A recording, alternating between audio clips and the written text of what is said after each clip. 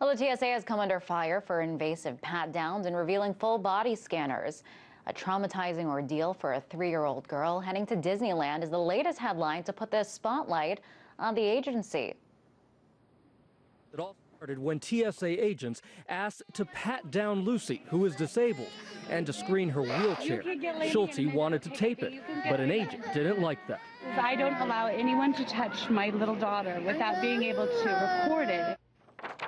Well, she's certainly not the only one who thinks the TSA goes too far. And now in the state of Kansas, lawmakers are trying to set some rules on TSA pat-downs. A bill sponsored by 21 House members there would prohibit TSA agents from touching passengers' private parts. It would also prevent agents from searching anyone under the age of 18. For more on the TSA controversy and what's being done to address the issue, I'm joined now by Danny Panzella of Truth Squad TV. Welcome there, Danny. So the TSA is a federal agency. Can the state have any control over their actions?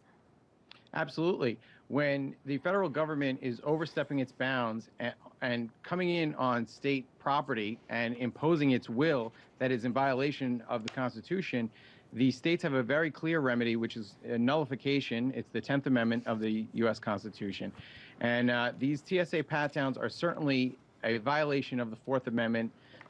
Basically, anyone who flies is treated as a criminal until they're proven innocent by either being patted down, and it's a very invasive pat down. I opt out of the body scanners every time I fly for the health concerns as well as the privacy concerns, but then that subjects me to a pat down, and it's a very invasive pat down. If someone touched me like that on the streets, they'd be in jail. But the TSA, the federal government, is allowed to do it, and the states certainly have the power to say no. You know, Danny, with one horror story after another, we showed this latest one, 3-year-old girl trying to go to Disneyland. Do you think that we can expect more states to take action and more public outcry for change? Well, I hope so. I hope that other states follow in Kansas's footsteps, and I've been an activist in New York to get local politicians to introduce bills like this to stop the TSA in its tracks.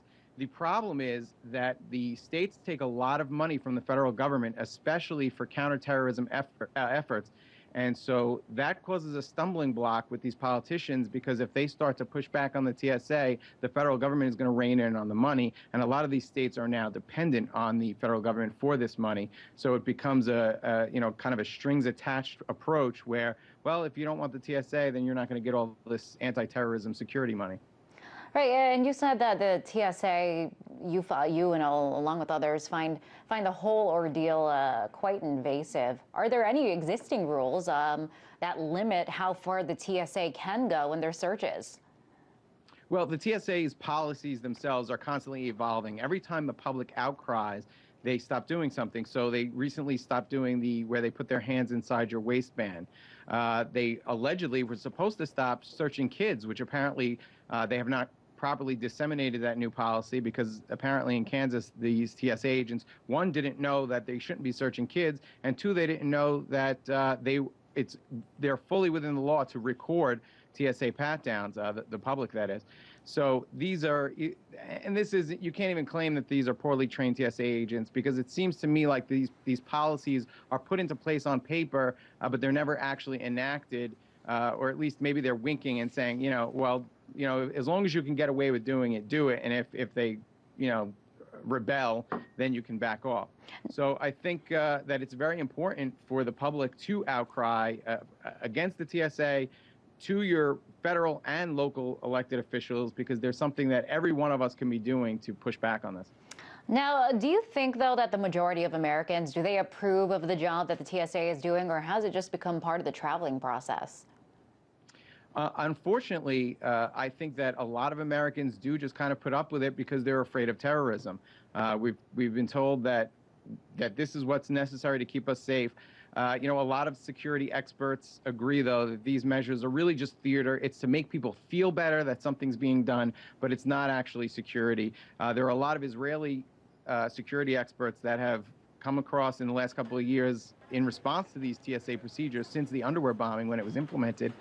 And, they kind of laugh at it and they say this is just theater, and it's really just to make Americans feel more secure, but it doesn't actually make anyone safer. Yeah, I think that is the big question there, is that we endure this. It's kind of become ingrained in our whole travel experience. Does it, in fact, make us safer? There's a lot of argument to that, but we're going to have to leave it off there, Danny. That was, appreciate you coming on. That was Danny Panzella of Truth Squad TV.